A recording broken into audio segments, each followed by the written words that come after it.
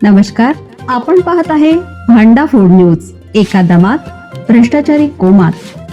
Social media, कर्जबाजारी, गुन्हेगारी, सट्टेबाजी, चोरी, मटका, जुगार, दारू, सावकारशाही, न्यायाच्या प्रतीक्षेत प्रशासन.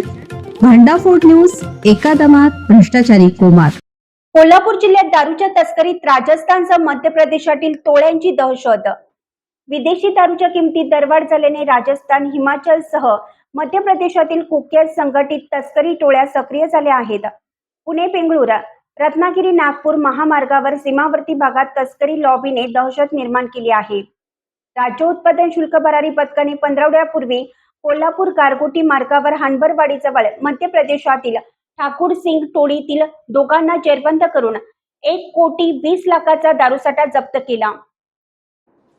राज्य उत्पादन शुल्क भरारी पथकाने पंधरवड्यापूर्वी कोल्हापूर गारगोटी मार्गावर हनबरवाडीजवळ मध्य प्रदेशातील ठाकूर सिंह टोळीतील दोघांना जेरबंद करून 1,20,00,000चा दारूसाठा जप्त केला.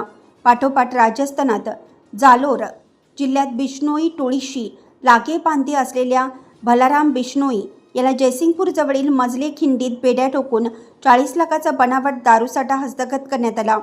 कोल्हापूर, सांगली, सोलापूर जिल्ह्यातील सराईत टोळ्यांना हाताशी धरून तस्करी टोळ्यांनी पश्चिम महाराष्ट्रासह मराठवाडा आणि विदर्भातही भेसळ दारू तस्करीचा फंडा चालवला आहे. विशेष म्हणजे राजस्थान, मध्य प्रदेशसह बिहार व हिमाचलमध्ये प्रचंड दहशत निर्माण केलेल्या टोळ्यांनी दारू तस्करीवर नियंत्रण ठेवल्याने दररोज तस्करीतून कोट्यावधीच्या उलाढाली होत असतानाही स्थानिक यंत्रणा ढिम्म आहे. पुणे, बेंगळूर आणि रत्नागिरी, नागपूर महामार्ग म्हणजे तस्करी टोळ्यांना मोकळीक असल्याचं चित्र आहे. विदेशी दारू महागल्याने स्वस्तात मस्त पण झिंग देणाऱ्या भेसळ दारूला प्रचंड मागणी होऊ लागली आहे. कदाचित होल्डमसारख्या जीवघेण्या घटनेची पुनरावृत्ती तर होणार नाही ना, यासाठी वेळीच खबरदारी घेण्याची गरज आहे.